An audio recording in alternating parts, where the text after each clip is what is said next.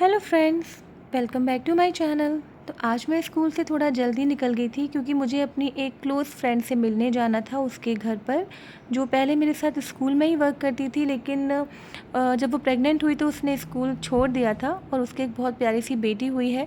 तो आज मैं उससे मिलने जा रही हूँ। उसने घर पे एक छोटा सा गेट टुगेदर रखा हुआ है। तो आज पहली बार मैं उसके घर पर जा रही हूँ। इससे पहले मैं कभी उसके घर पर नहीं गई हूँ। तो उसने लोकेशन सेंड कर दिया है और बस मैं पहुँचने वाली हूँ थोड़ी देर में। और ये सडनली प्रोग्राम था क्योंकि ऐसा उसने एक दिन पहले कोई इन्फॉर्मेशन नहीं दी थी कि वो ऐसा कुछ करने वाली है, वरना मैं डेफ़िनेटली कुछ ना कुछ बच्चे के लिए ख़रीद लेती, लेकिन अब मुझे उसको कैश ही देना पड़ेगा। तो ये उसकी सोसाइटी वाले एरिया में हम आ गए हैं। मैं इस एरिया में भी पहली बार आई हूँ। ये जो आरटेक मॉल है उसके बैक साइड वाला एरिया है। गर्मी बहुत ज़्यादा है और बहुत गंदी वाली लू चल रही है। सो गाइस, मैं आ गई हूँ कल्याण क्रिस्टल सोसाइटी में, जहाँ मेरी फ्रेंड रहती है। मैं फ़र्स्ट टाइम यहाँ पर आई हूँ पूछते पाछते। This is the society. चलो अब अंदर चलते हैं, मिलते हैं निशा से। इट्स माई बैड लक कि मैं भी आई हूँ और लाइट नहीं है, तो मुझे अंधेरे में जाना पड़ रहा है लिफ्ट में अकेले। लिफ्ट नहीं है, सीढ़ियों से।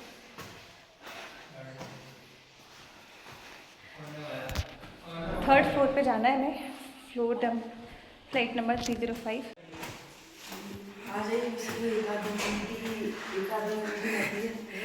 शी इज़ निशा राठौर। तो वही ये है मेरी फ्रेंड निशा, जिसके घर पे मैं आई हूँ अभी। मेरी न्यू मॉम। हाँ, फ्री हूँ, चल बैठते हैं आजा। तो ये है निशा का फ्लैट जो कल्याण क्रिस्टल सोसाइटी में है। काफ़ी अच्छा लगा मुझे इसका फ्लैट।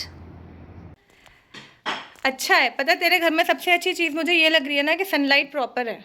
अरे खूब सनलाइट आती है। हाँ, वेलवेट वाले कर्टन्स लगाने पड़ रहे हैं कि रोशनी ना आए उस रूम में। सनलाइट बहुत अच्छी है, वरना दम घुटता है मेरा फ्लैट्स वगैरह में अगर सनलाइट नहीं आती है तो। गुड। इसलिए तो हमने ये लिया कि हमें कम से कम वो चीज होगी यार, एक जैसे वो रहे। यार देख, लाइट नहीं आ रही है ना, फिर भी ऐसा नहीं लग रहा कि अंधेरा है। सारा काम कर सकते हो इस घर में तुम। बिल्कुल। अब दिव्या आई है शीरू से मिलने, तो वो स्नैक्स खा रही है, आप देख सकते हैं। तेरा रूटीन अब अच्छा हो गया होगा ना बेबी के साथ में, पूरा दिन तुझे बिल्कुल पता नहीं चलता होगा। पता नहीं लगता, यही सब करते रहते हैं। बढ़िया है यार।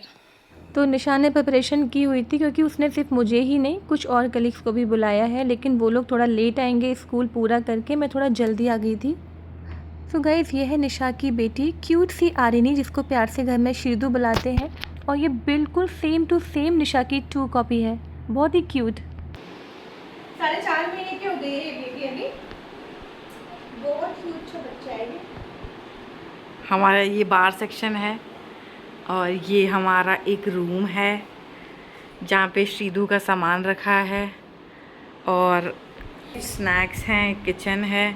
और ये एक रूम है, बच्चे का रूम, जो कुछ ऐसे दिखता है।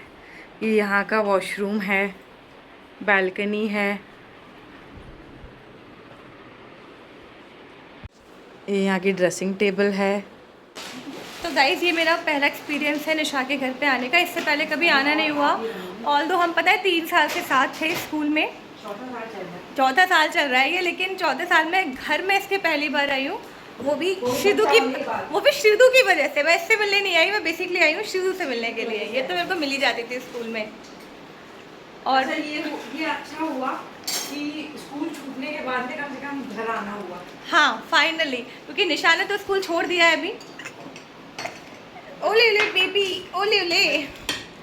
तो अब वो टेबल सजा रही है क्योंकि और भी मेरे साथ के कलीग्स आने वाले हैं यहाँ पे। मैं थोड़ा जल्दी आ गई क्योंकि मुझे घर भी निकलना है। मेरे बच्चे वेट कर रहे हैं। तो ये पूरा टेबल सजा हुआ है।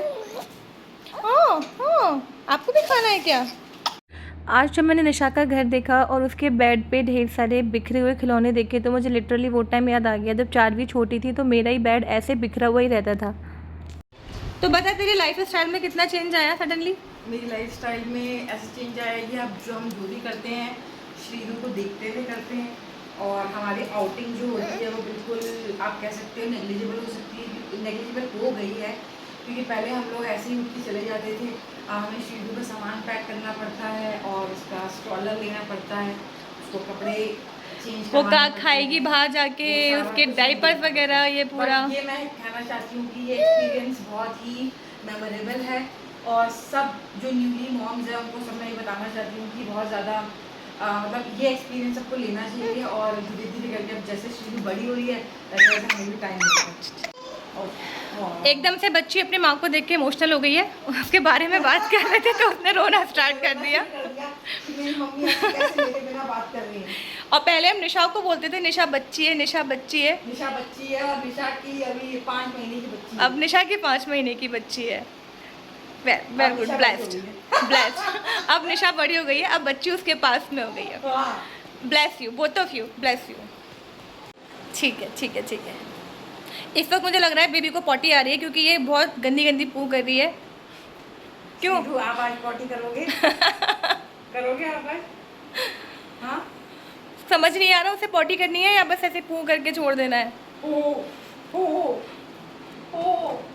श्रीधु को खाना है समोसा। श्रीधु समोसा को देख के समोसा खाना चाहती है। समोसा तो उसे जरूर पसंद आएगा, किसकी माँ को पसंद है तो उसको तो आएगा ही आएगा। ऐसा रन के समोसे खिलाना इसको, बहुत समोसे खाए है ना। तो गाइस आ गई है मेरी कैब और अब मैं निकल रही हूँ यहाँ से। हमें निशा से मिलना और हो गया। श्रीधु को बहुत अच्छा लगा कि इसकी दिव्या मासी इससे मिलने आई। बहुत दिनों बाद हम ऑलमोस्ट आप कह सकती हो कि 8-9 मंथ्स बाद मिले हम मिले हैं लिटरली, दिवाली के बाद हम अब मिल रहे हाँ, हैं। दिवाली के बाद हम मिले हैं और ऐसे ही अच्छा स्पेशल लगा। अब तुम्हारा घर पे इसको लेके अब हम लोग आएंगे चारवी दीदी और Bye. शिवी दीदी से मिलने के लिए। चल बाय। चल बाय।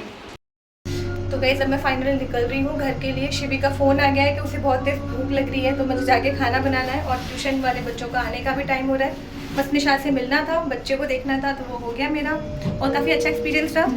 अब मैं निकल रही हूँ, बाय बाय।